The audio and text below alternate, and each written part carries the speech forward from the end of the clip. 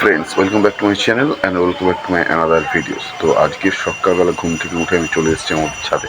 শীতকালে প্রায় সময় আমি এমনই করি, কিন্তু আজকে একটু লেট হয়ে গিয়েছে আর তার জন্য রোদ উঠে গিয়েছে, কিন্তু তবুও হালকা হালকা কুয়াশা আছে। তাই সূর্যের সামনের দিকে তাকিয়ে আছি বলে ঠিক তাকাতে পারছি না, কেন মাথার উপরেই সূর্য। প্রতি শীতকালে প্রতি সকালে বেশি ভালো লাগে দেখতে। অ্যান্ড গুড মর্নিং সবাইকে। হালকা হালকা কুয়াশা এখনও আছে। চায়ের দোকান, আজকে গাড়ি নিয়েই যাব।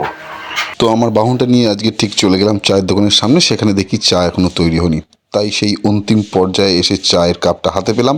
তো চায়ের চুমুক দিয়েই আমার ঘুমটা ওড়ালাম। এবং সাথে আজকে সানডে যেহেতু, তাই আজকে কোনো বাধা নিষেধ নেই। আজকে ডায়েটের কোনো গল্প চলবে না, যতটা মন চাইবে ততটাই পরোটা আজকে খাবো। বেশি শরীরের থেকে মন বড় হওয়া উচিত, তাই মন যেটা চায় সেটাই করা উচিত। আজকে যদি খেতে খেতে মারাও যাই তাতেও আমার কোনো আফসোস থাকবে না।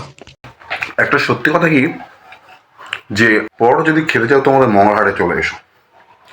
কোনো অরুণ, কোনো রাজু, কাজু, ভাজু এসব কিচ্ছু চলবে না গুরু। চলে এসো, এখানে পরোটার জন্ম হয়েছে।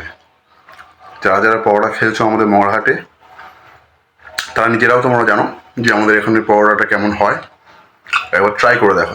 আর আজকের দিনে তো মাংস হবে না প্রত্যেকটা বাঙালির ঘরে, এরকম তো হতে পারে না। রান্নাটা নাকি একটা আর্ট, তাই নেমে পড়লাম একটা আস্ত মুরগিকে নরক যন্ত্রণা দিয়ে টেস্টি বানানোর জন্য।